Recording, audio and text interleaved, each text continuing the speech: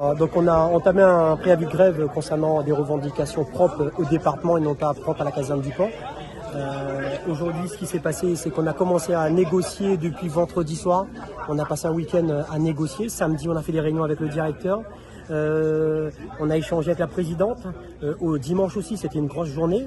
Et ce matin, on avait rendez-vous avec la présidente pour finaliser un petit peu le travail qu'on a effectué depuis vendredi soir. C'était compliqué, mais on est arrivé à un final qui plaît à l'ensemble des sapeurs-pompiers concernés par ces revendications. Simplement, on a des collègues qui devaient partir en fonction de leur nouveau grade et de leur nouvelle fonction.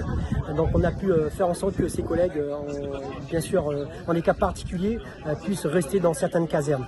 Donc on a pu aussi faire en sorte de travailler sur ces documents qui nous permettront dans l'avenir de mettre en place ces futures nominations. Aujourd'hui c'est compliqué de dire qu'un collègue qui a une vie dans une caserne de le sud, elle se retrouver dans l'est de l'autre côté pour des raisons, il y a les enfants, c'est une organisation assez compliquée.